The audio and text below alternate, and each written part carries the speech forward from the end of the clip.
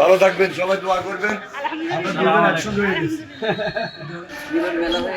হ্যাঁ, আকাঙ্ক্ষা অপেক্ষা। ভালো থাকবেন, সবাই দোয়া করবেন। আমরা ভালো আছি, কোনো অসুবিধা নাই তো দর্শক।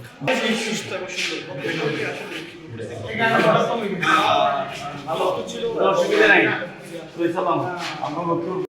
জনপ্রিয় মানুষ, আমরা আপনার কাছে প্রশ্ন, আমি 4টা ভোট কেন্দ্রে গিয়েছি, সকাল 7:30টায় ভোট শুরু হয়েছে।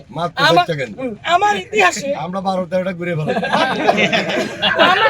আমি কিন্তু আমার ইতিহাসে এত ভোটার উপস্থিতি দেখিনি। এই বিষয়টা কি বলবেন? আমরা দীর্ঘ অপেক্ষা, দীর্ঘ প্রতীক্ষার পর, আমাদের সকলের ত্যাগ প্রতীক্ষার পর এই যে একটা ভোট পেয়েছি, এই ভোটেরই অপেক্ষা ছিলাম। ইনশাল্লাহ আজকে আমরা সবাই ঐক্যবদ্ধ যে একটা সুস্থ, স্বাভাবিক, নিয়মতান্ত্রিক এবং নিয়ম অনুযায়ী সুন্দরবন অনুষ্ঠিত হচ্ছে এবং হবে। এটা আমাদের প্রত্যাশার জায়গা থেকে আমরা সবচেয়ে বেশি বলতে পারি। এই ভোট কেন্দ্রের বিষয়ে আপনার কোনো অভিযোগ আছে এই মুহূর্তে?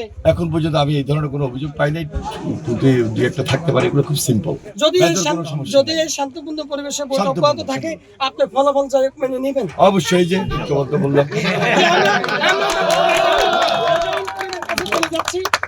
আপনার কাছে প্রশ্ন হচ্ছে, আপনার প্রধান প্রতিদ্বন্দ্বী যিনি, আপনারা এই 22 দিন আপনারা লক্ষ্মীপুরকে কাঁপিয়ে তুলেছেন, আপনাদের এক একটা মিছিল ছিল একবারে জনসমুদ্র, যেমন বিএনপি ছিল তেমন আপনারও ছিল। এই যে উৎসব জাগিয়েছেন, আজকে ভোট হচ্ছে, ফলাফল যাই হোক আপনাকে মেনে নেবেন?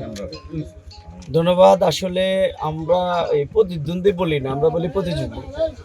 আমরা দীর্ঘ ফ্যাসিবাদের বিরুদ্ধে একসাথে আমরা লড়াই করেছিলাম এবং মানুষ যে 15 বছর এখানে ভোট দিতে পারেনি, আজকের এই উৎসব উৎসব অবস্থা হচ্ছে মানুষের সে ভোট দেওয়ার আকাঙ্ক্ষা থেকে এটা অনেকটাই ঈদের উৎসবের মধ্যে। আমি আস্তে আস্তে বলতেছিলাম যে এইরকম ইলেকশনের আগে অনেক হত্যাকাণ্ড ঘটে যেত, আগে অনেক সহিংস ঘটনা ঘটতো। টুকটাক যেগুলো হচ্ছে এগুলো খুবই সিম্পল। আমরা আশা করি যেভাবে ভোট হচ্ছে, এই ভোটের মধ্য দিয়ে যে রেজাল্ট হবে, এটি জনগণের দেয়া রেজাল্ট, সেটি অবশ্যই আমরা যার জন্য যেটি আসবে সেটি আমরা। এখন পর্যন্ত আপনার কোনো অভিযোগ আছে? টুকটাক এগুলো অভিযোগ করার মতো না, আমরা সামনে শান্তিপূর্ণ পরিবেশ শেষ পর্যন্ত বজায় থাকবো তো আমরা আশা। ধন্যবাদ।